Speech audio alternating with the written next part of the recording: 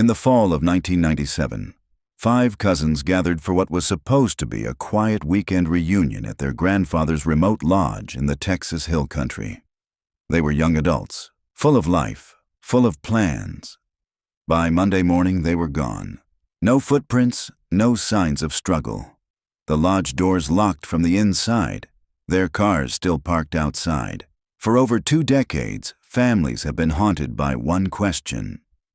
What happened to the 5 cousins of Hollow Creek? If you're new here, subscribe for more stories where the past refuses to stay buried.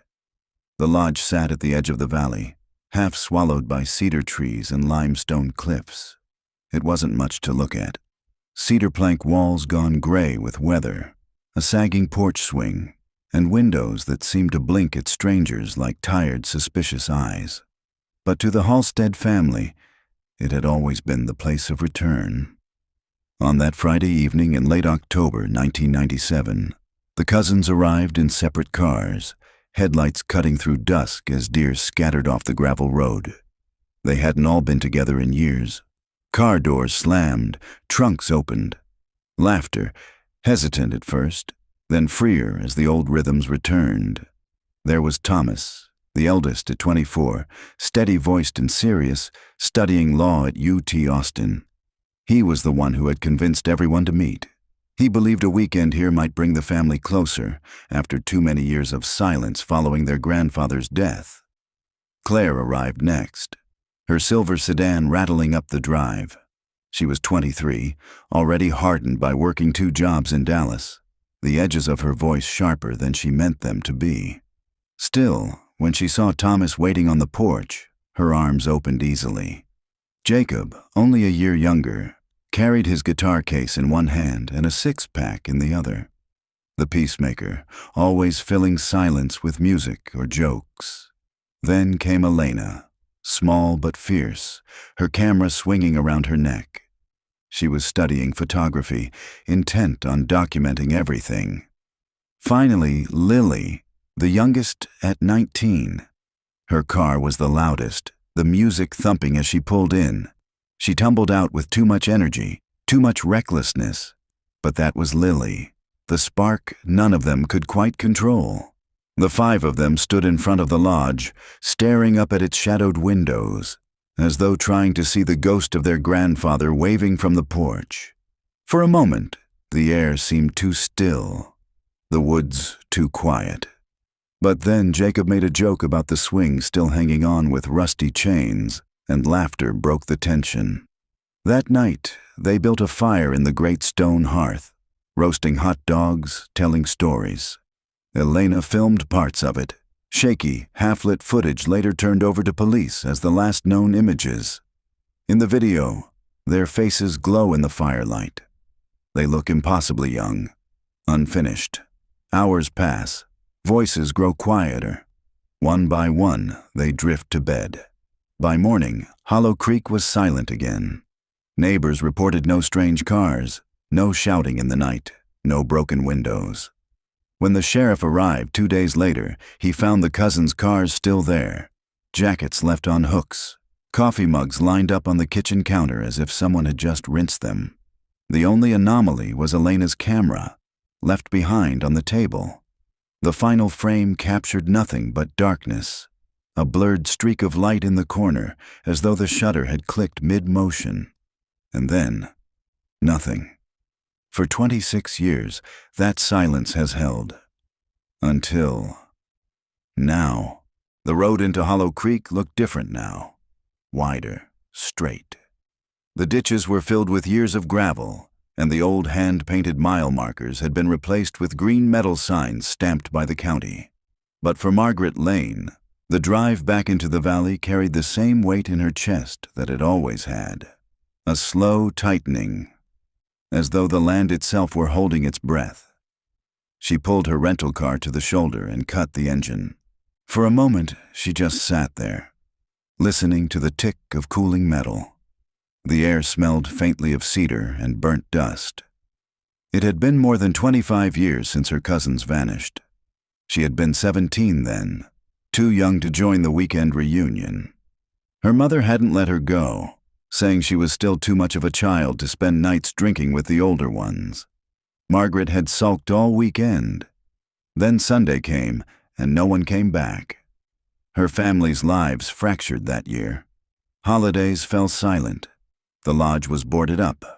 Rumors gnawed at the family name until no one spoke it aloud anymore. Margaret had learned to carry her own silence, to turn the page whenever she felt herself dwelling too long on the missing five.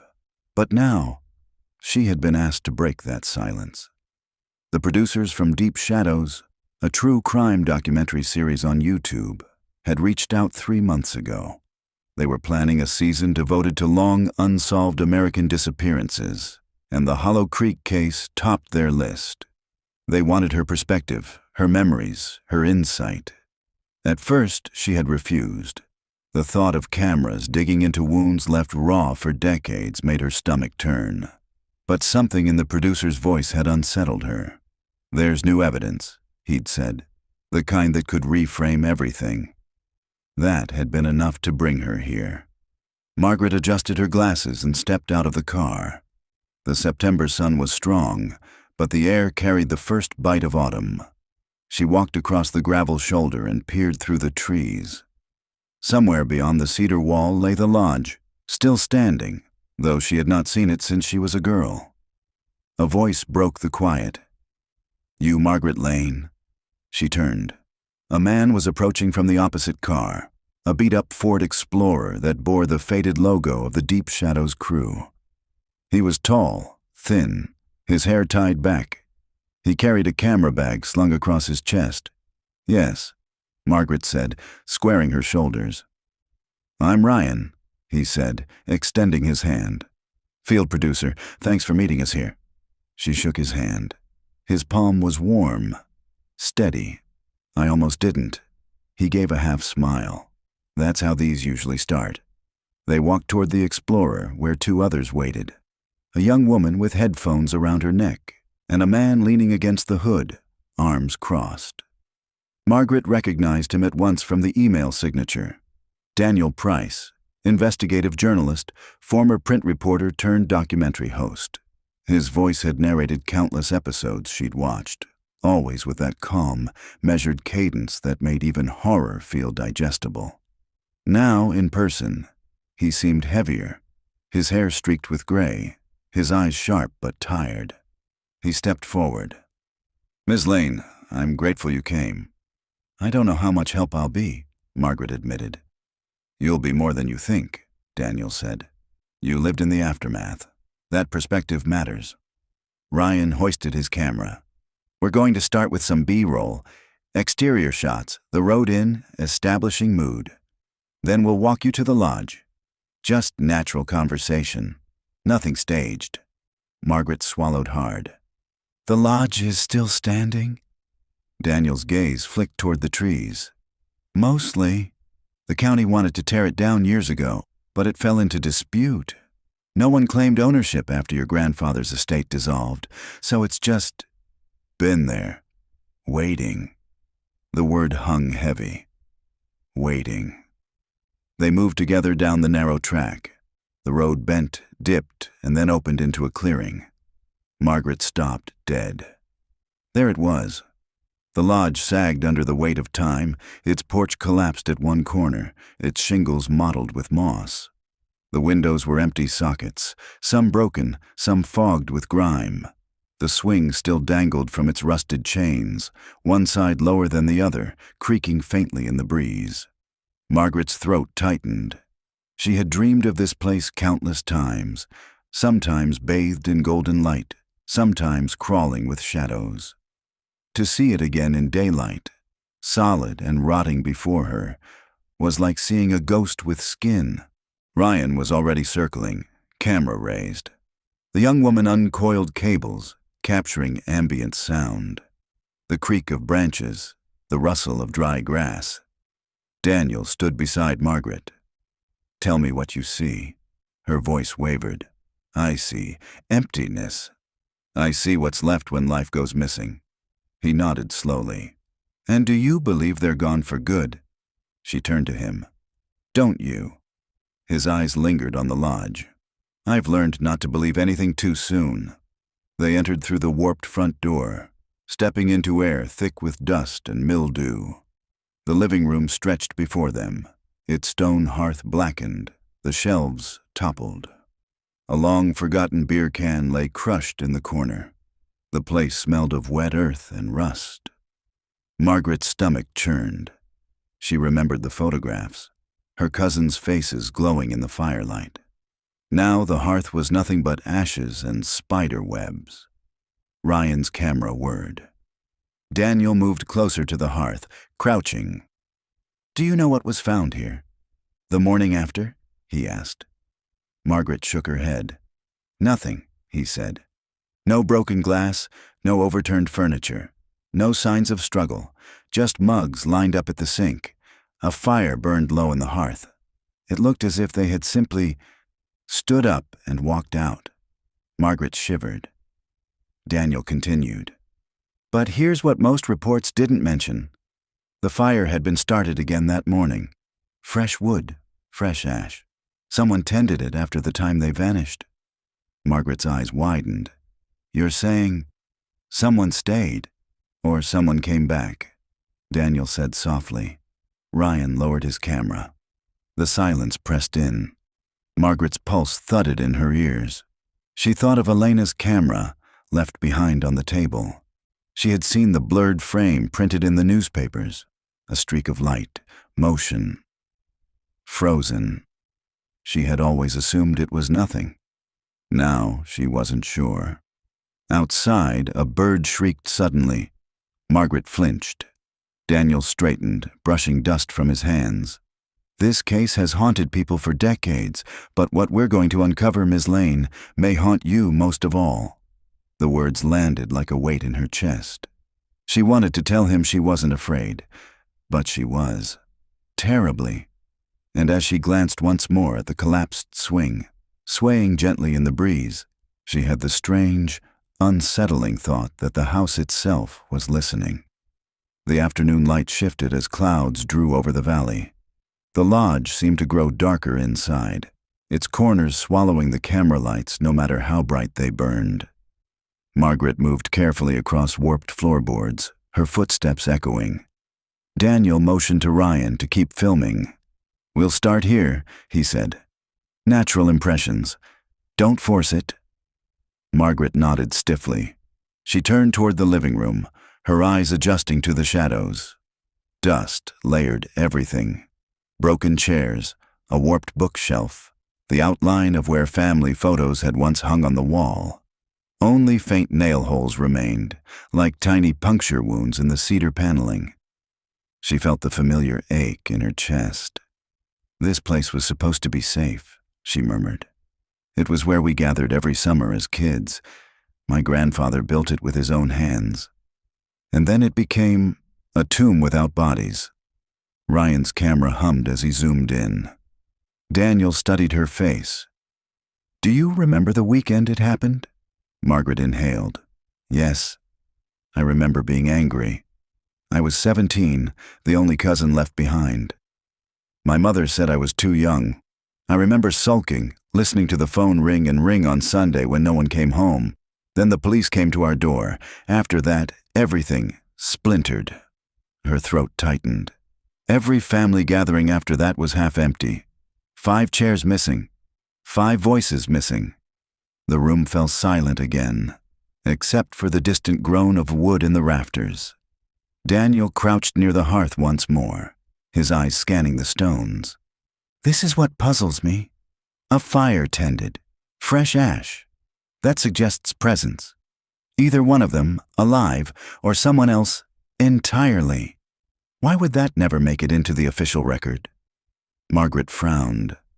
"Maybe the sheriff didn't think it mattered. Or maybe someone wanted it buried," Daniel said. The words hung in the musty air. Ryan shifted, lowering his camera slightly. "Dan, you want me to show her?" Daniel's gaze flicked toward him, then back to Margaret. "We weren't going to reveal this so early, but maybe you should see it now." Ryan dug into his bag, pulling out a manila folder. He handed it over. Margaret's fingers trembled as she opened it. Inside was a series of photographs, color slightly faded with age. Each showed the lodge interior as documented by police the morning after. She recognized the details she already knew. The mugs by the sink, the table with Elena's camera left behind, Jacob's guitar leaning against the sofa, but one photograph made her stomach lurch. It showed the entryway, just inside the front door.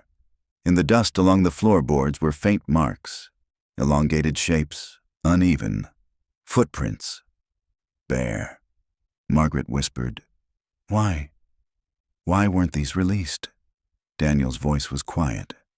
"We only obtained these last year through a retired deputy. They were suppressed from the case file. There was no reason to erase them unless someone didn't want the story told in full." Margaret stared. The prints were small, narrow. "These are a woman's?" Daniel nodded. "Or a girl's. They were never matched." Her skin prickled. She thought of Lily, youngest, always barefoot, always darting outside. Could the prints have been hers? But if so, why cover them up? Her mind spun. Ryan quietly repacked the photos. Daniel rose, brushing dust from his knees. "We'll get more footage tomorrow when the light's better. For now, we'll head back to town. You'll meet someone tonight, the former sheriff's daughter. She has things she wants to say." Margaret followed them out into the afternoon air. The clouds had thickened, making the lodge look darker, more abandoned. She caught one last glimpse of the broken swing. For a fleeting second, she thought it moved too suddenly in the breeze. A sharp jerk, like someone had pushed it. Her heart skipped, but when she looked again, it swayed lazily, as though mocking her imagination. They drove back into town in 2 cars. Margaret followed Daniel's Explorer, the road winding between low hills. She remembered this drive from childhood, the way the land opened into fields, the flash of cattle gates, the sun setting behind scrub oaks. But now every mile carried unease, as if the land itself had swallowed secrets it would not give up. By the time they reached the town square, the sky was dim. Neon signs flickered on above the diner and the gas station. A few trucks lined the curb. Daniel parked outside the diner and waited for Margaret to join him. Inside, the air was heavy with coffee and fried food. A waitress waved them toward a booth at the back. Waiting there was a woman in her 50s, with cropped gray hair and a face lined by years of sun. Her eyes were sharp, restless. Daniel introduced them. "This is Karen Wilkes. Her father was Sheriff Harold Wilkes. He led the investigation." Karen extended her hand. "I'm glad you came, Margaret. I was about your age when it happened. I remember how fast everything went quiet." Margaret shook her hand. "You said you had something to share." Karen leaned forward, lowering her voice. "My father carried that case to his grave. He believed something was wrong from the start. He told me he saw evidence disappear, reports rewritten. The case shut down too quickly. He never said it outright, but I think he suspected. Someone powerful didn't want it solved." Margaret's chest tightened. "Powerful how?" Karen's gaze flicked toward Daniel. "Land deals. Old family money. Your grandfather's lodge wasn't just some cabin. That property was part of a larger tract tied up in inheritance fights. People had reasons to want the cousins gone, or at least to silence talk of what happened." Margaret gripped the edge of the table. "You think they were killed over land?" Karen shook her head. "I don't know, but I do know this. My father told me the last thing he saw before he was pushed off the case. A notebook. One of your cousins had been keeping it. Names, dates, strange entries. He said it vanished before he could log it as evidence." Margaret felt her pulse quicken. "Whose notebook?" Karen's lips thinned. "He wouldn't say. Maybe he didn't know. But he told me this much. Whoever wrote it, they discovered something about the family that was never meant to surface." The words hit Margaret like a cold wave. She thought of Elena's camera, Jacob's guitar, Lily's laughter. And now, a notebook, hidden, stolen. Her voice was faint. "Do you know what was in it?" Karen shook her head. "Number only that my father died certain it mattered." He said, "The kids didn't just vanish. They uncovered something, and that's why they were silenced." Margaret sat back, her heart hammering. The diner's neon buzzed outside. Somewhere across the square, a church bell tolled the hour. For years she had imagined her cousins slipping into darkness, faceless danger snatching them away. But now, hearing Karen's words, she realized the truth might be darker still. Not strangers, not chance, family. Margaret hadn't planned to see her aunt that night. She had hoped to ease into it. Perhaps after the cameras had gone home, after she'd had time to steady her nerves. But Daniel had insisted. "You'll get truer answers if we approach before word spreads we're digging. People clam up fast when they feel exposed." So now, hours after meeting Karen Wilkes, Margaret sat in the passenger seat of Daniel's Explorer as he drove through the quiet grid of Hollow Creek's neighborhoods. Porch lights glowed faintly. Dogs barked behind fences. Most houses looked the same. Brick ranch style, trimmed hedges, faded flags fluttering on short poles. Her stomach twisted. Aunt Patricia lived in one of them, the last Halstead sibling still in town. She had been Thomas and Claire's mother, and when they vanished, Patricia had become something else too. The voice that refused to speak. "I haven't seen her in years," Margaret said, staring out the window. Daniel kept his eyes on the road. "Do you want to?" "I don't know," Margaret admitted. "She always looked at me like I'd been spared, as if I should have gone instead." The Explorer slowed in front of a house at the end of a cul-de-sac.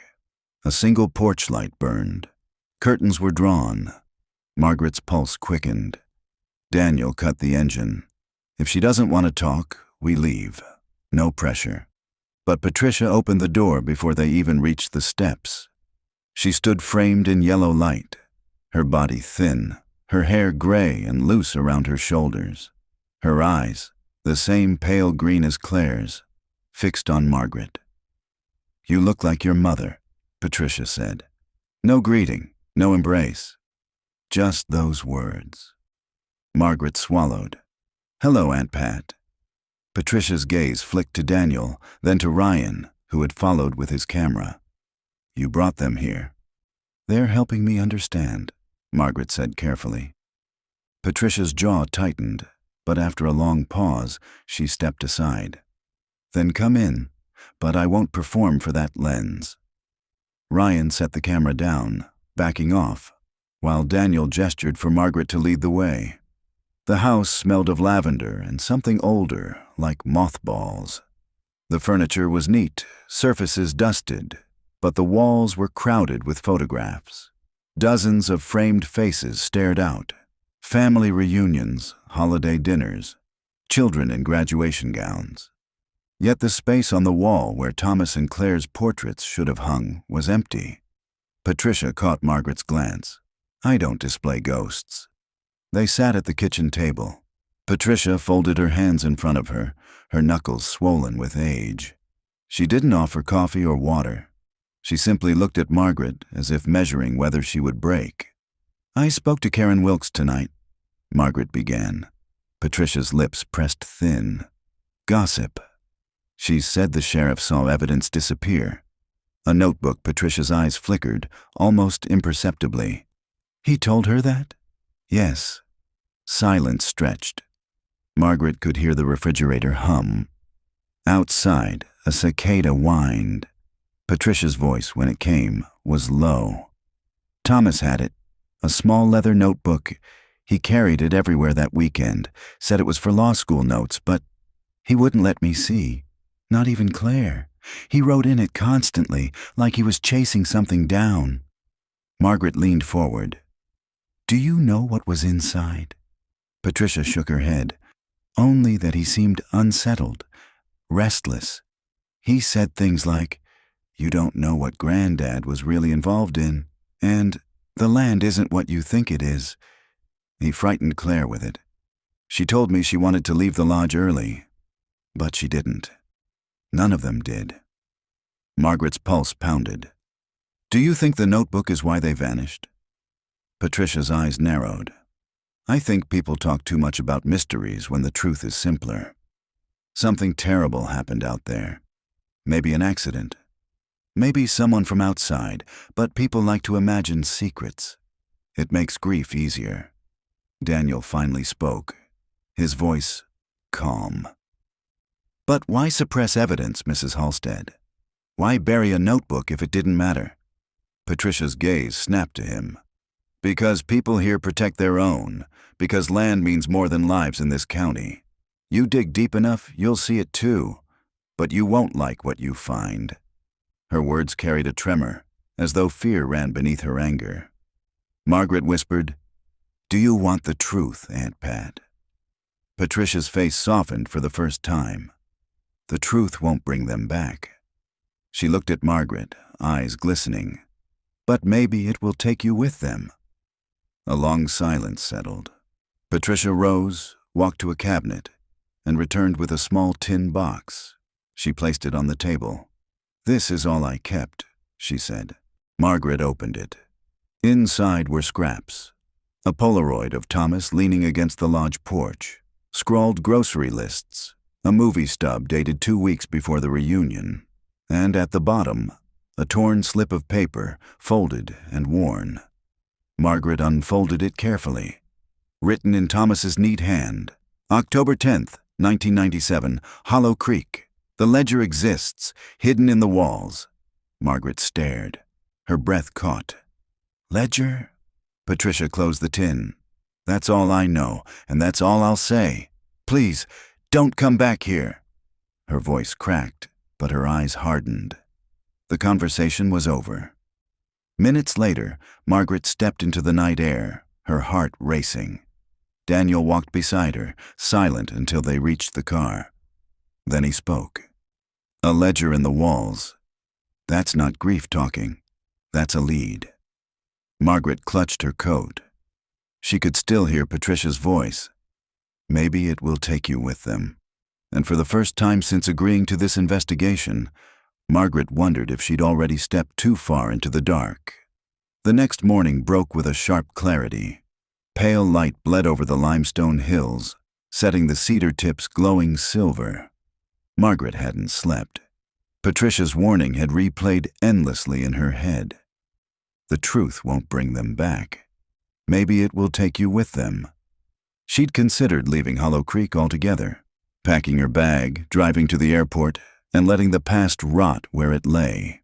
But when she looked at the torn note again, Thomas's handwriting curling across the page, she felt him pulling her forward. The ledger exists, hidden in the walls. She couldn't walk away now. Daniel picked her up just after 7. Ryan drove the Explorer this time, with camera cases stacked in the back. The air inside smelled faintly of burnt coffee. Daniel glanced at her. You didn't sleep. Margaret shook her head. That might help, he said. The tired mind notices things the trained eye misses. They reached the lodge as the sun climbed higher. Dew clung to the grass, sparkling around the sagging porch. From a distance, it looked almost beautiful, a trick of light disguising rot. Margaret hesitated at the threshold. The memory of the photographs pressed in. Bare footprints, blurred images, the final ash in the hearth. Now they were here to peel back the walls themselves. Ryan set up 2 cameras on tripods to cover wide angles. He adjusted the levels, then gave Daniel a nod. Daniel pushed open the door. All right. Let's see if Thomas was right. Inside, the air was still heavy, but brighter than yesterday. Shafts of sunlight broke through cracked shutters, illuminating dust motes that swirled in slow motion.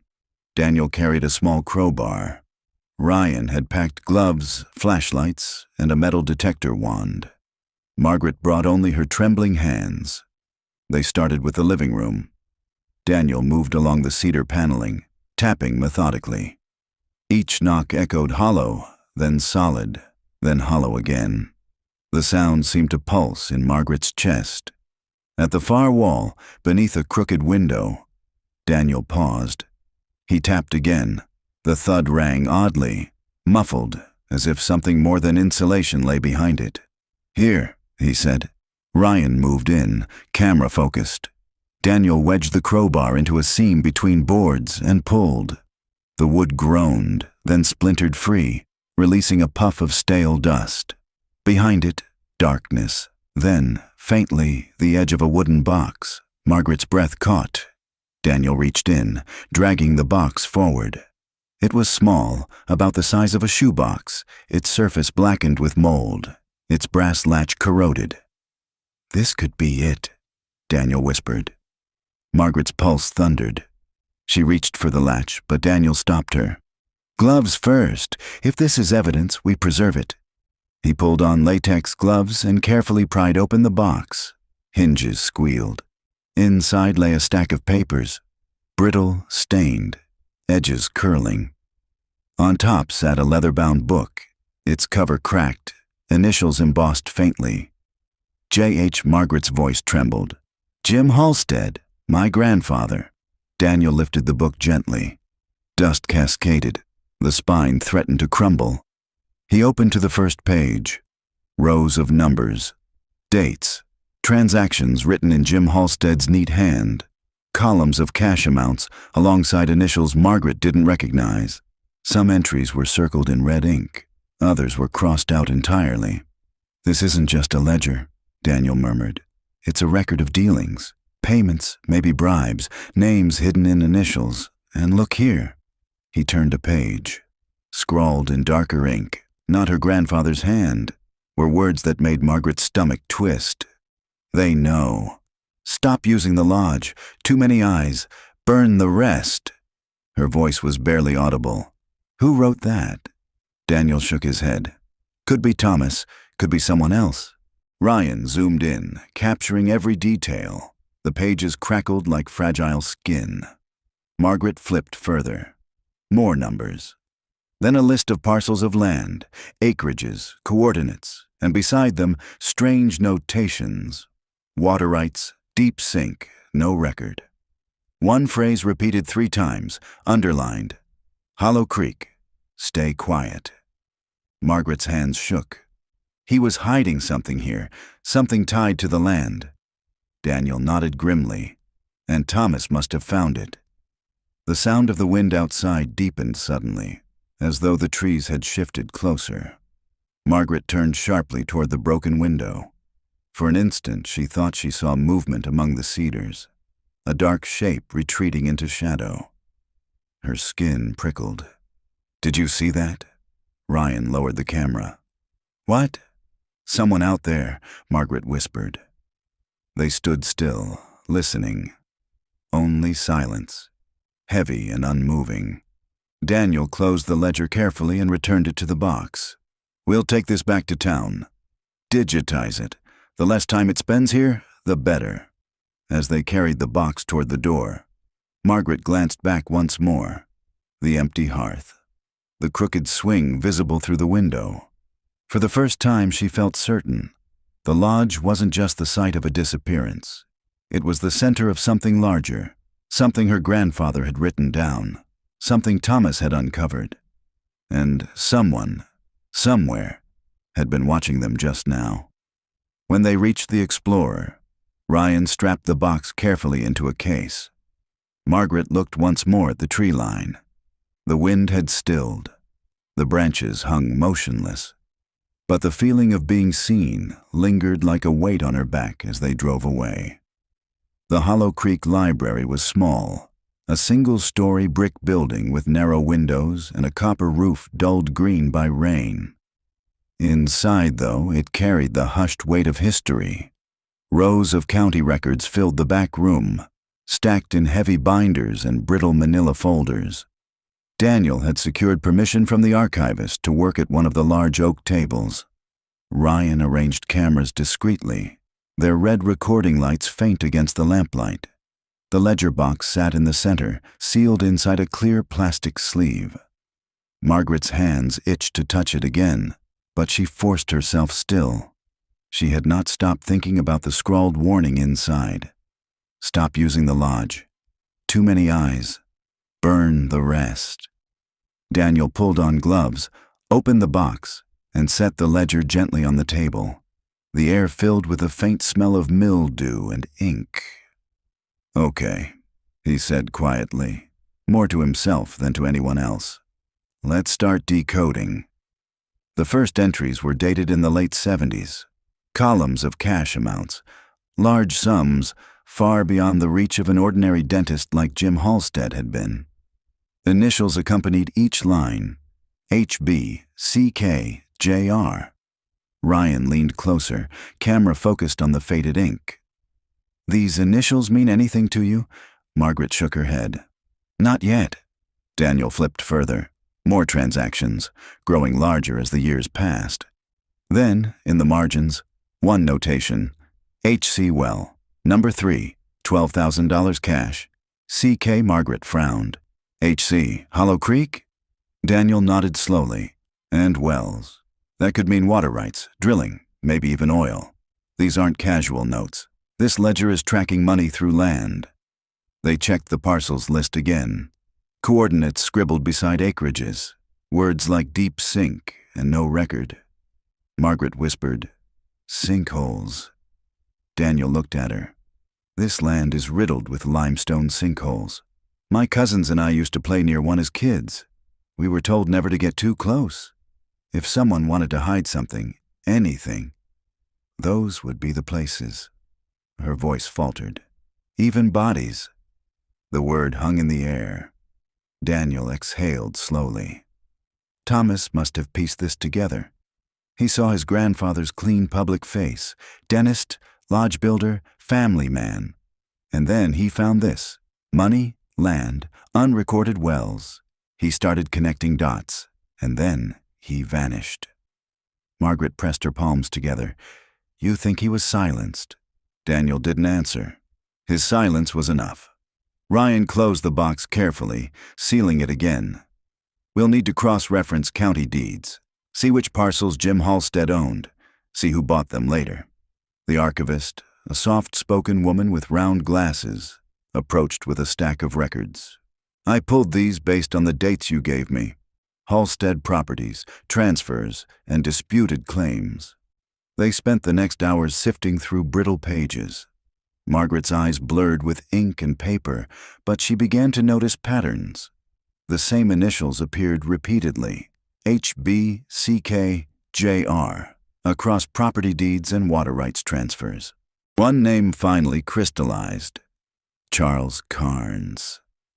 His signature sprawled across multiple documents, tied to wells and land purchases. Daniel tapped the name with his gloved finger. C.K. Carnes, same initials from the ledger.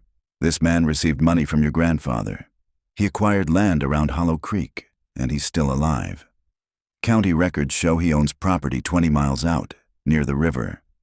Margaret felt her stomach twist. I've heard that name, Carnes.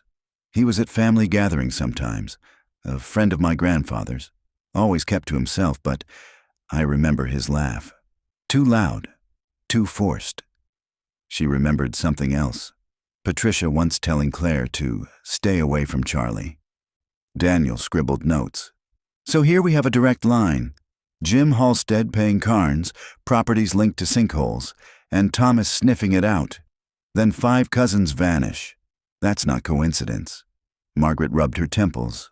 It means my grandfather was involved. Silence followed. She looked up, her voice cracking. My grandfather, who gave us Christmas, who built the lodge for us to gather. He was paying off land deals that may have gotten his grandchildren killed. Daniel's expression softened, but he didn't refute her. People are never just one thing, Margaret. The face they show at the dinner table and the face they wear when money's at stake can be different creatures. Margaret closed her eyes. For the first time, she felt shame. Not just grief, but a twisting shame that her bloodline might be soaked in corruption. The clock above the desk ticked loudly. Ryan cleared his throat.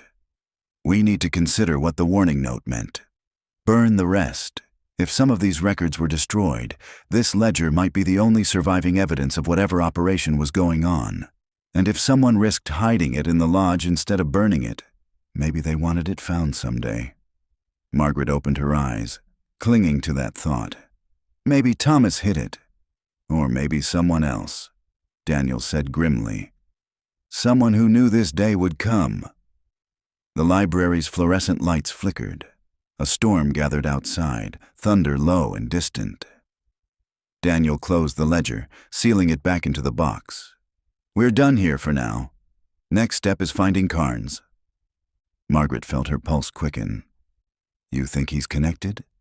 I think he never left this place for a reason, Daniel said. And if your grandfather trusted him, then Carnes knows more than anyone else still alive. Thunder cracked sharply, rattling the windows. Margaret flinched. For a moment she thought of the tree line by the lodge, the shadow she'd glimpsed. It was as if Hollow Creek itself had ears. That night, back in her motel, Margaret couldn't sleep again. She sat at the desk, staring at Thomas's torn note. The ledger exists, hidden in the walls. He had been right. He had left her a trail. But what terrified her most was what came next. Following the trail beyond blood, beyond silence, to a man whose name now echoed in her mind with dread. Charles Carnes. And the sudden chilling thought that maybe, just maybe, one of her cousins hadn't died at all, but had been forced into Carnes's shadow. The road to Carnes's property wound along the river, a two-lane strip of cracked asphalt that narrowed the farther they went. The landscape grew rougher here. Cedar thickets, rusted barbed wire fences, cattle gates leaning at crooked angles. The clouds that had gathered the night before still clung low, pressing the sky into a dim ceiling. Margaret sat stiffly in the passenger seat, staring at the land sliding past. Each mile felt like a descent into something she couldn't name. Daniel drove in silence, one hand on the wheel, the other tapping a rhythm against his thigh. Ryan followed in the Explorer with the equipment, far enough back to be discreet. Margaret broke the silence. I keep wondering what my grandfather would say, if he'd deny it all, if he'd look me in the eye and call me crazy. Daniel's gaze stayed fixed on the road. Or maybe he'd just say nothing. Silence is its own kind of guilt. They passed a sagging billboard. Carnes Ranch. Private property. The paint was flaked, the letters fading. Margaret's stomach knotted. He's expecting us. I left word, Daniel said. Didn't say why, just that we wanted to talk. Margaret turned to him. And if he refuses? Daniel's jaw tightened. Then we film him refusing. The road ended at a rusted cattle gate strung with chain. Beyond it stretched a wide pasture, grass gone to seed, scattered with rusting equipment. A house stood far back, 2 stories of gray clapboard, its windows dark. A barn leaned to one side like a weary sentinel. An old pickup was parked by the house. Daniel got out, unchained the gate, and drove through. The gravel cracked under the tires as they approached the house. Margaret's pulse pounded. Every instinct told her to turn back, but she forced herself to stay seated, hands gripping her knees. The front porch sagged under Daniel's boots as he climbed the steps. He knocked firmly. Margaret stood behind him, her heart hammering. For a long moment, nothing. Then the door opened. Charles Carnes filled the doorway. He was older now, late 70s maybe, but still broad, shoulders thick under a faded flannel shirt. His hair was white, cropped close, his jaw shadowed with stubble. His eyes were pale blue, piercing but dulled with something Margaret couldn't name. "Daniel Pierce," he said, voice gravelly. "You've been sniffing around." Daniel extended his hand. Carnes didn't take it. "This is Margaret Halstead," Daniel said. "She's Thomas's cousin." Carnes's gaze shifted to her. For a heartbeat, Margaret thought she saw recognition flash. But whether it was pity, guilt, or something darker, she couldn't tell. "You look like your mother," he said, echoing Patricia's words. Margaret stiffened. "You knew my grandfather." "I knew Jim." Carnes leaned against the doorframe. Everybody knew Jim. Daniel kept his voice calm. "We'd like to ask about the ledger." A flicker. Carnes's jaw worked. "Ledger?" "The one your initials are all over," Daniel pressed. "Transactions, wells, land, all tied to Hollow Creek." Carnes's expression didn't change, but his hand gripped the doorframe tighter. "Don't know what you're talking about." Margaret's voice broke the silence. "My cousins disappeared. 5 children, 16 years, and your name was in his book." Carnes' pale eyes locked onto hers. "That book should have burned with the rest." The words fell heavy. Margaret's breath caught. Daniel leaned in slightly. "So it exists, then?" Carnes' face hardened. For a moment, Margaret thought he might slam the door. But then he stepped back. "Come in. If you're gonna stir ghosts, might as well hear how they died." The house smelled of stale tobacco and dust. Curtains blocked most of the light. Papers and boxes cluttered the living room, stacks leaning precariously. A rifle rested above the mantel. Carnes lowered himself into a chair, joints creaking. He gestured for them to sit. Daniel kept his camera bag close, though he didn't pull it out yet. Margaret perched on the edge of the sofa, unable to steady her hands. Carnes studied them. Jim was smart, too smart. He knew where the money was, not in teeth, not in patience, but in the ground. Water, minerals, land. He made deals, deals that needed grease. That ledger you found, it was just numbers. Didn't show what really mattered. Margaret swallowed. And what really mattered? Carnes leaned forward. His breath smelled of smoke. Where things were buried, where you could hide what you didn't want found. Margaret's chest tightened. Bodies? Carnes' eyes glittered. Sometimes just records. Sometimes both. Daniel's voice stayed calm, though Margaret heard tension in it. You're saying your deals with Jim Halstead involved hiding things? Carnes leaned back, a cruel smile tugging his lips. I'm saying this county was built on secrets, and your family was no different than the rest. Maybe worse. Margaret's hands balled into fists.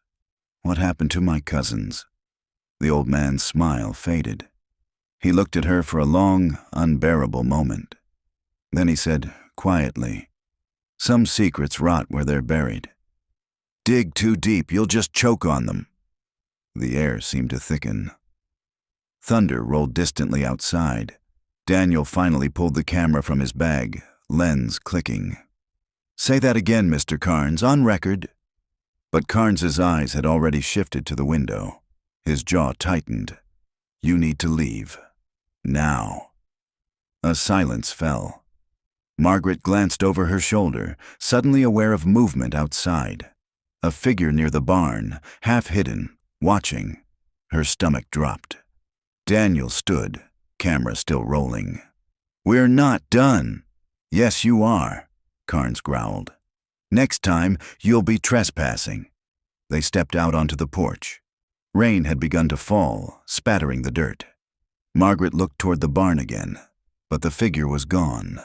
As they reached the truck, Daniel whispered, he admitted more than he meant. Ledger, burials, your family's involvement.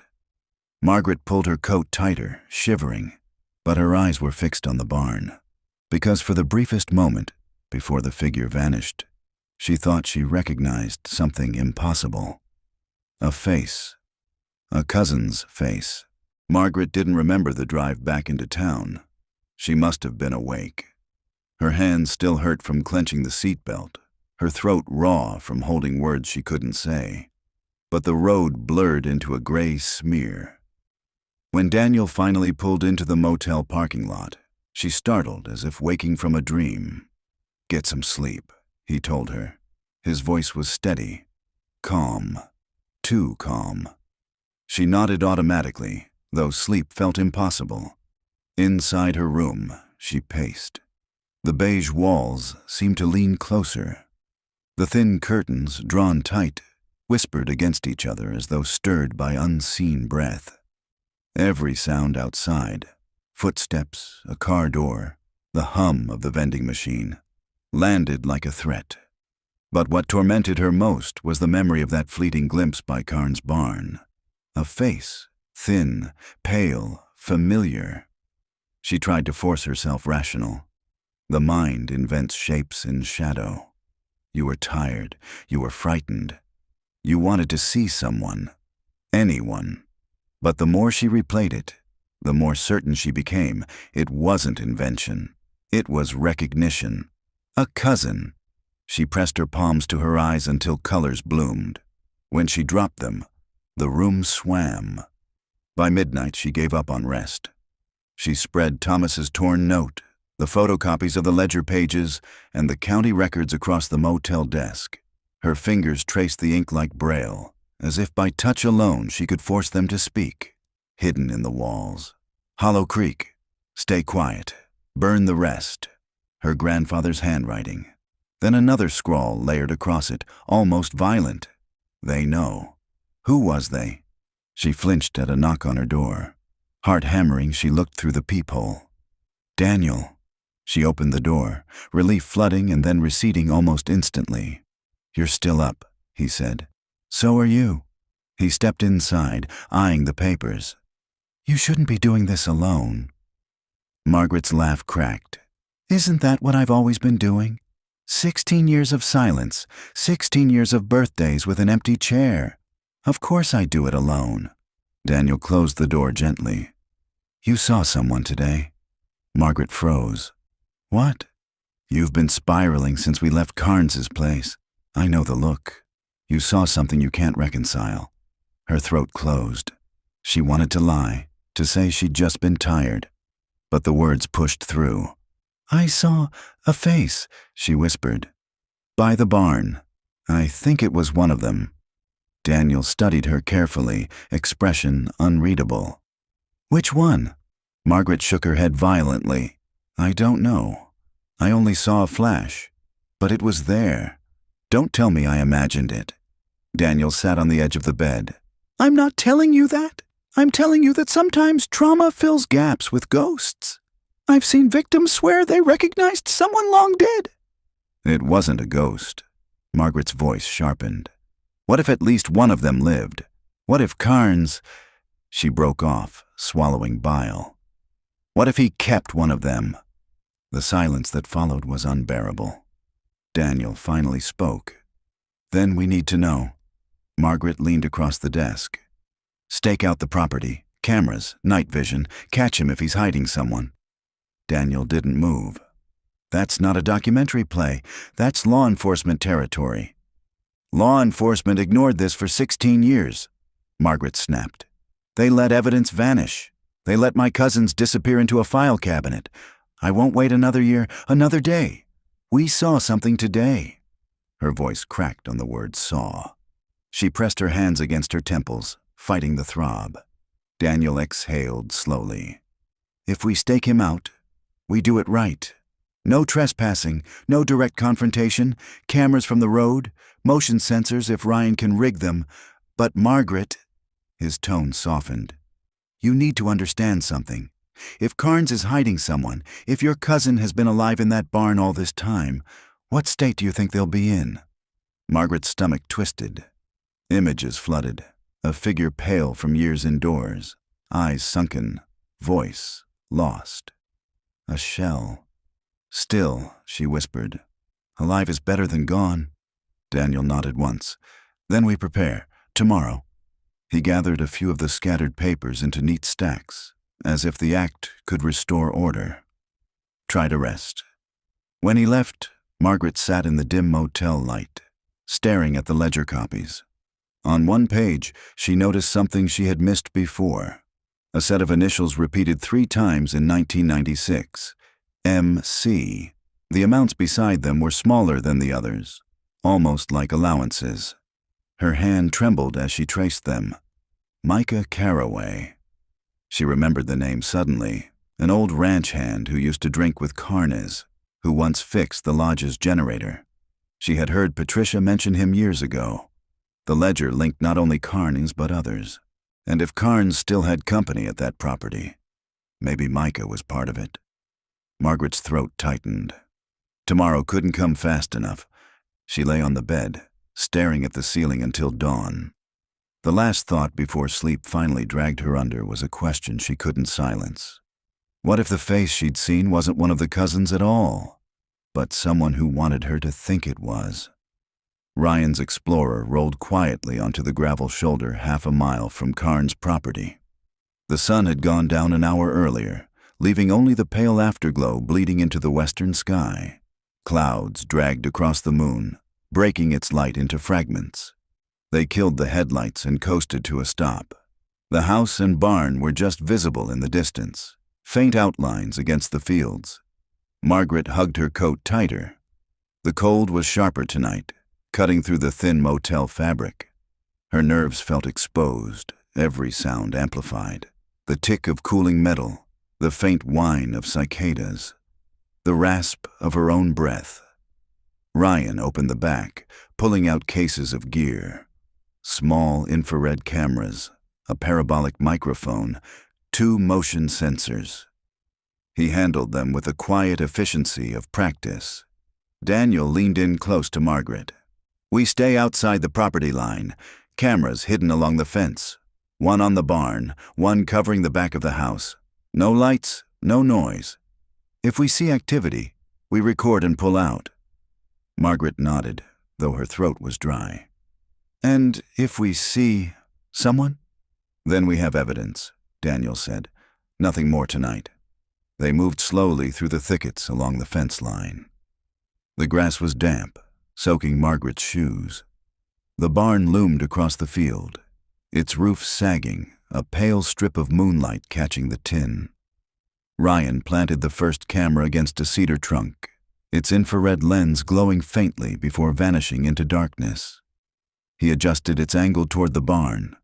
The second camera went up along a fence post, aimed at the rear of the house. Margaret crouched, hugging her knees, watching the house lights. Only one room glowed faintly yellow. The living room, where Carnes had spoken to them earlier. His silhouette shifted occasionally across the curtain. She whispered, "He's awake." Daniel crouched beside her. "Good. If he's busy in there, he's not outside." They settled in a shallow ditch near the fence, blankets spread over the cold ground. The parabolic microphone pointed toward the barn. Minutes stretched, the night filled with ordinary sounds. Owls, coyotes, the distant rush of the river.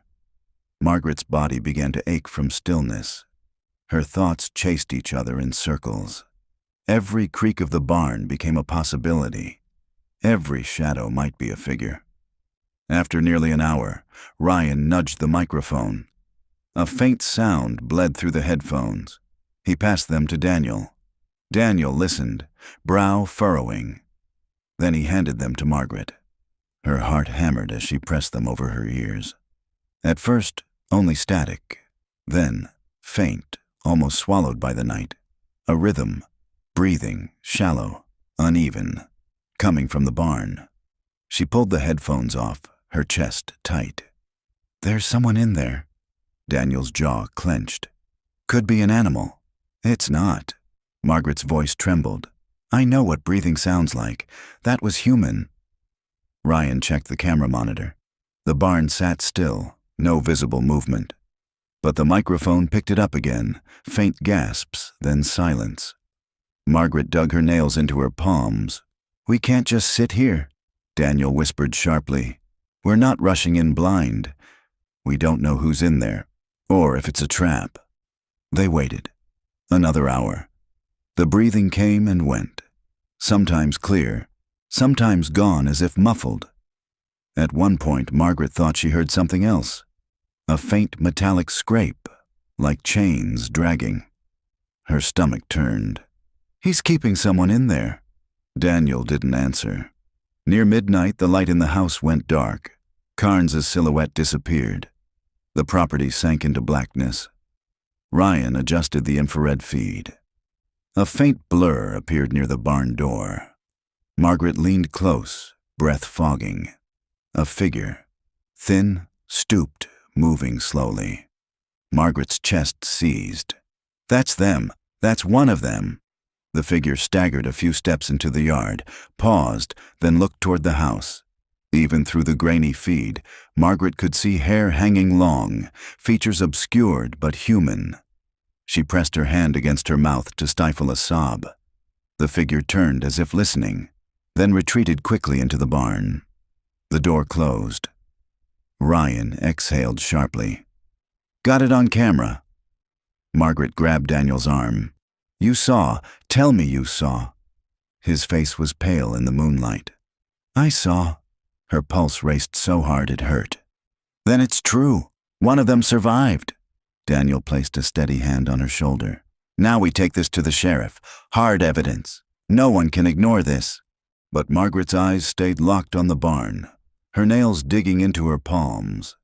Because something in the way the figure moved, the stoop, the falter, made her certain it wasn't just a stranger. It was Claire, the cousin she had once shared every secret with. And if Claire was alive, then everything Margaret had believed about that night 16 years ago was a lie. The sheriff's office sat on the corner of Main and Ash, a squat brick building with faded lettering and a flag that hung limp in the morning heat. Margaret had not stepped inside in over 2 decades. The last time she'd been here, she was a child, clutching Patricia's hand as deputies asked her to describe what she remembered of the night the cousins vanished. She remembered the feel of Patricia's fingernails digging into her skin. She remembered the unspoken command in her aunt's eyes. Say nothing. Now, as she crossed the threshold again, the air felt the same, heavy with the odor of coffee and old paper, the hum of fluorescent lights. Daniel carried the laptop bag with the footage. Ryan followed with the camera, already filming. Margaret tried to steady her breath. At the counter sat Sheriff Claiborne. He was older now, heavier around the middle, his hair gray at the temples, but his presence was unchanged. A man rooted in this soil, immovable, patient as stone. He looked up with mild irritation that sharpened when he saw the camera. Mr. Pierce, he said flatly, you've been busy. Daniel kept his tone even. We need to show you something. Evidence. Claiborne gestured toward his office with a curt wave.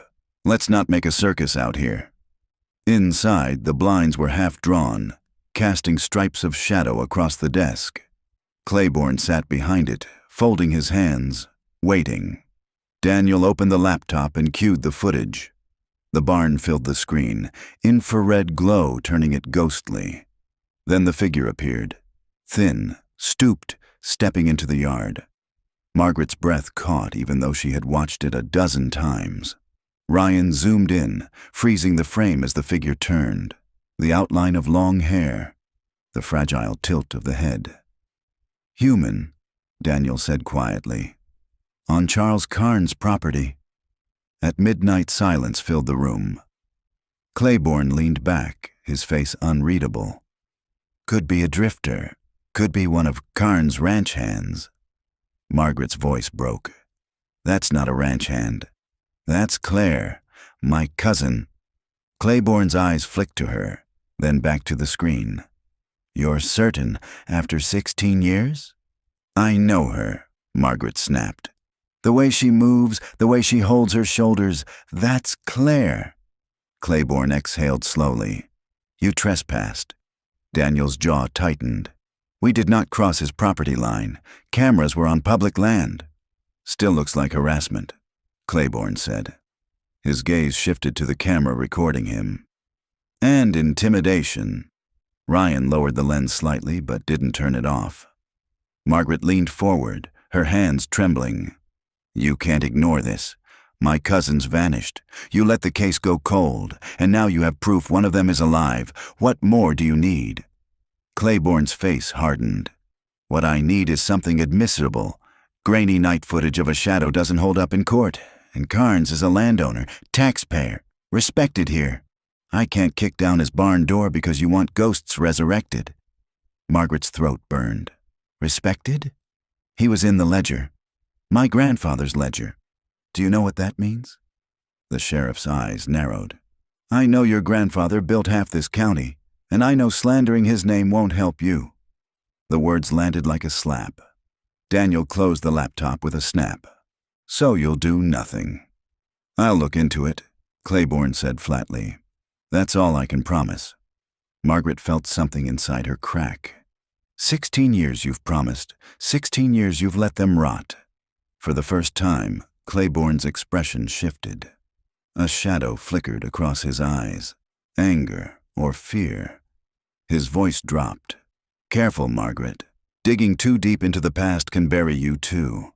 Daniel stood, bag in hand. We'll find the truth with or without your badge. They left the office.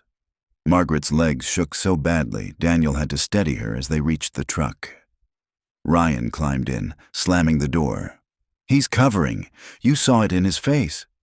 Margaret pressed her hands to her mouth, trying to breathe. The sheriff's warning echoed in her head. Bury you too. Her eyes blurred with tears. He knows. Daniel started the engine. Then he's afraid. Fear means leverage. We keep pushing. Margaret nodded faintly, but her heart pounded with a deeper realization. If the sheriff was complicit, if he had been shielding Carnes and her grandfather all these years, then Claire's survival wasn't a miracle. It was a sentence. And the clock was still ticking. The motel room smelled of stale coffee and nerves. Margaret sat on the bed, hands locked around her knees, staring at the footage looping on Daniel's laptop. Claire's blurred figure staggered across the screen again and again, retreating into the barn. Her cousin, alive, and the sheriff dismissing it, warning her off. She whispered, If we wait for them, she'll vanish again, just like before. Daniel paced near the window, blinds drawn tight. Breaking in is reckless. Carnes is armed. If he catches us... Margaret's eyes burned. He already caught her. He's had her 16 years, and the sheriff will bury this. You saw his face. We can't wait. Silence thickened. Rain ticked faintly against the window. Ryan sat cross-legged on the floor, cleaning a lens with slow, deliberate motions. Finally, Daniel stopped pacing. His shoulders sagged as though the fight drained from him. If we do this, we do it quiet. No lights, no sound. One shot. If she's in there, we get her out. If she's not... He didn't finish. Margaret exhaled sharply. Relief and terror knotted together. By midnight, they were back in the ditch along the fence line. The barn loomed darker than the sky, roof gleaming faintly with rain. The house sat silent, its windows black. Ryan whispered, No movement on the cameras. He's asleep. Daniel scanned the field with binoculars. We go now. They slipped under the fence, moving low through the wet grass. Each step seemed thunderous to Margaret's ears, though the night swallowed the sound. Her breath puffed white in the cold. At the barn wall, the wood smelled of mildew and rot. A rusted padlock hung from the main doors. Daniel pulled a small pry bar from his bag, wedging it carefully until the lock popped with a dull snap. The sound seemed to echo forever. They froze. Nothing stirred. Daniel eased the door just wide enough to slip through. Inside, the air was heavy with dust, manure, and something sharper, the metallic tang of rust or blood. Moonlight filtered through gaps in the roof, striping the hay-strewn floor. Shapes loomed, rusted tools, feed bins, a broken plow. Margaret's pulse hammered so hard she thought it would give them away. They moved deeper, the beam of Daniel's small infrared scope cutting a narrow path. Each shadow seemed alive, breathing. Then Margaret heard it. A faint rattle. Chain against wood. Her throat tightened. Claire, she whispered before she could stop herself. The sound stopped. Then, from the far stall, the faintest whimper. Margaret surged forward, but Daniel caught her arm. Quiet! They edged to the stall. Daniel lifted the beam over the half-rotted door. A figure huddled in the corner, Margaret's knees nearly buckled, thin limbs, bare feet pale against the dirt, long hair hanging in tangled ropes, eyes wide, reflecting the beam like an animal's. Margaret pressed a hand to her mouth. "Claire." The figure flinched at the name. Daniel knelt, voice low, steady. "We're here to help. We're not him. You're safe." The girl stirred, chains clinking. Around her ankle gleamed a shackle, iron biting into the skin. Margaret's vision blurred. 16 years. All the birthdays, the Christmases, the long empty nights, here, alive in rust and shadow. She reached a trembling hand through the stall bars. "It's me, Margaret. Do you remember?" The girl's lips parted. A dry whisper escaped. "Don't!" Trapped Daniel froze. "What?" The barn door slammed open behind them. A flood of white light poured in, blinding. Margaret spun, eyes seared. A silhouette filled the doorway. Broad shoulders, rifle in hand. Charles Carnes. His voice was a low growl. "You should have listened to the sheriff," the girl shrieked, curling into the corner. Daniel raised his hand slowly, shielding Margaret with his body. Ryan fumbled for the camera, but the light washed everything out. Margaret's heart hammered. They were caught. No escape. Carnes stepped inside, the barrel of the rifle gleaming. "You want secrets?" His pale eyes fixed on Margaret. "Then die with them." The white light seared Margaret's eyes, shrinking the barn to a cage of glare and shadow. Her ears roared with her own heartbeat. But beneath it she caught the creak of Carnes's boots on the warped boards, steady and deliberate. The rifle never wavered. Its black mouth seemed to breathe with her. Daniel's voice cut through the silence, low but firm. "You don't want to do this." Carnes barked a laugh.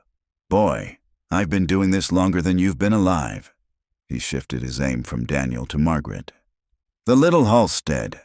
Always knew one of you would come sniffing back here. Blood calls to blood." Margaret's throat locked. The words landed like a curse. Daniel raised a hand slowly. "We're not armed. You shoot us, the evidence goes public. Our crew knows where we are." Carnes' pale eyes flicked toward Ryan, who had the camera half lifted. "That toy won't save you. Sheriff Claiborne already promised to clean up whatever mess you make. He's been cleaning for years." Margaret's voice broke. "Where is she? What have you done to Claire?" Carnes tilted his head. For a heartbeat, his expression almost softened, like a man amused by a child's question. "Claire, that's what you call her. She doesn't answer to that anymore. She's mine. She learned long ago family ain't blood. It's survival." Behind them, the chained figure whimpered, curling smaller. Margaret's heart split. Daniel edged closer, palms still raised. "You keep her alive, don't you? That's leverage. That's why you're careful. You kill us now, you lose your bargaining chip." Carnes's jaw flexed. "You think you know my rules. You don't know a damn thing." He took a step forward, boots grinding straw. The rifle barrel lowered, not away, but to Margaret's chest. "Your granddaddy started this. His ledger, his deals, his silence. And you came here thinking you could pull it all out by the roots. But roots run deep." Margaret's vision tunneled. She forced words past her shaking lips. "Jim Halstead. He wrote it all down because he knew it was wrong. And Thomas tried to stop you, didn't he? That's why he vanished." Something flickered in Carnes' face. A crack in the mask. Rage, quickly hidden. "Thomas never knew when to shut up," Carnes said finally. "Just like you." The rifle shifted, rising toward her face. Ryan lunged. Not toward Carnes, but sideways, yanking a heavy feed bucket from the wall and hurling it. The clang shattered the silence. Carnes flinched, the rifle jerking. Daniel seized the moment. He slammed into Carnes' shoulder, forcing the barrel toward the rafters. The rifle fired. A deafening crack that shook the barn, splinters raining from the roof. Margaret screamed. Carnes roared like an animal, shoving Daniel back with terrifying strength. The rifle swung low again. Daniel grappled with it, veins standing in his neck. Ryan dove forward, camera forgotten, clawing for Carnes's arm. The three men crashed against the stall, wood splintering under their weight. Margaret scrambled to the chained figure. Her cousin's eyes were wild, terrified. Margaret fumbled at the shackle, fingers bleeding against rust. "Hold on," she whispered frantically. "Just hold on." Behind her, the struggle raged. Carnes smashed Ryan in the ribs with the butt of the rifle, sending him sprawling. Daniel clung to the barrel, trying to twist it free. Carnes' breath came in guttural growls. 16 years I've fed her, he spat. Kept her alive when the rest rotted in the dirt. And you want to steal her? Margaret wrenched at the chain until her palms tore. The shackle bit deep into her cousin's ankle, blood seeping fresh. She screamed in frustration. Then, a sound. Sirens. Distant, rising. Carnes froze, head snapping toward the open door. For the first time, fear cracked his face. Daniel used the moment. He wrenched the rifle sideways, the barrel scraping across the floor. Carnes stumbled, lost his grip. The gun clattered out of reach. Ryan dragged it away, kicking it under a trough. Carnes' fury exploded. He swung a fist into Daniel's jaw, the crack echoing. Daniel fell hard. Margaret screamed again. But then the sirens grew louder, blue and red lights strobing faintly across the barn walls. Carnes bolted for the door. His boots thundered across the boards, vanishing into night. Margaret sobbed, clutching her cousin's hands. "We're here! We're here!" Outside, tires screeched. Voices shouted. Flashlights slashed the dark. Daniel staggered up, blood in his mouth, eyes blazing. "He's running." Ryan pressed a hand to his ribs, grimacing. "Let him. We've got her." Margaret held tighter to the trembling figure in chains. The girl's breath came in shallow bursts, her lips shaping a word. "Margaret." The voice was fragile, almost broken, but it was hers. "Claire." Margaret collapsed into tears. "Yes, it's me. You're safe now." The barn filled with police light. Deputies swarmed, shouting commands. But in Margaret's heart, only one truth pulsed. After 16 years, she had her cousin back, and Charles Carnes was finally running out of places to hide. The barn smelled of hay and gunpowder long after Carnes fled. Blue strobes painted the walls, and deputies barked orders over radios. Margaret barely heard them. She held Claire in her arms, rocking her gently, as though 16 years had not passed. Claire's skin was cold, her body so light it felt hollow. Her eyes fluttered, wide and distant, as if every movement of light or sound threatened to shatter her. But when Margaret whispered her name, Claire clutched her sleeve with skeletal fingers and did not let go. Paramedics worked quickly, cutting through the shackle with bolt cutters. The sound of snapping iron echoed like thunder. Claire whimpered and buried her face in Margaret's shoulder. Margaret kissed her hair, whispering, "It's over. It's over." Daniel stood close, his shirt streaked with blood from his split lip. He didn't speak, but his eyes stayed locked on Margaret, steadying her by sheer presence. Ryan sat slumped against a post, clutching his ribs, refusing treatment until Claire was loaded first. The deputies tried to ask questions, but Margaret could barely form words. "Take her," she begged. "Hospital, please." The ambulance swallowed Claire, doors slamming. Margaret climbed in beside her, never releasing her hand. The sirens wailed, carrying them away from the farm, the barn shrinking in the distance. But Margaret knew it wasn't over. Carnes was still out there. At the hospital, fluorescent lights hummed overhead, sharp and clinical after the darkness of the barn. Doctors swarmed Claire, their voices clipped and urgent. Severe malnutrition, old fractures, signs of prolonged captivity. Margaret sat in a plastic chair just outside the trauma bay, shaking so hard her teeth chattered. Doris arrived an hour later, her nightgown thrown under a coat, her hair unpinned. She fell into Margaret's arms with a sob, and for once neither woman had words, only the raw shock of reunion. When the doctors finally allowed them in, Claire was tucked under blankets, her eyes glassy but open. Doris's hand flew to her mouth. "Oh, my baby girl." Claire blinked slowly, her lips forming a soundless word. "Grandma." Margaret thought her heart might break clean in half, but the reunion was jagged. Claire spoke little, her voice faint and broken, but when asked where she had been, her gaze went blank. "Don't make me say," she whispered once, shuddering violently. Margaret didn't push. Daniel returned from the sheriff's office with grim news. "They let Carnes slip," he said flatly. "Deputies claim he disappeared into the woods before they got there." Margaret's stomach twisted. "Or Claiborne let him go." Daniel didn't argue. His silence was enough.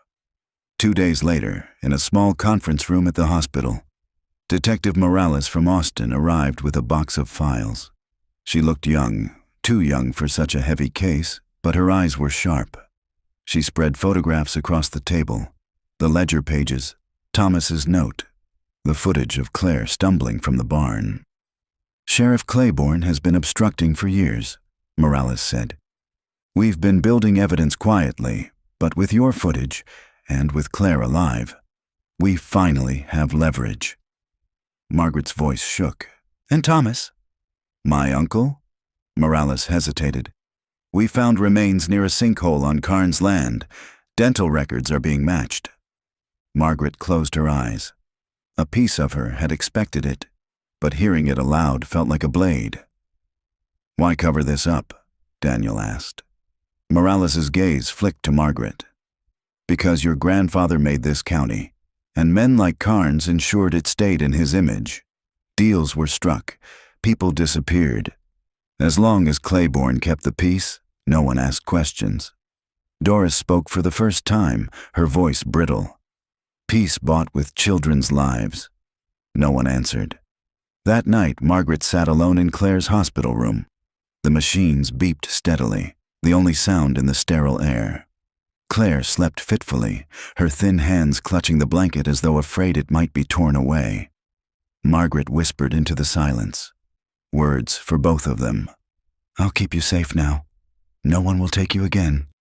She believed it, yet outside the window, rain lashed the glass, and in her mind she saw Carnes's eyes, pale, cold, unfinished, because somewhere beyond these walls, Charles Carnes was still breathing, and Margaret knew he would come back.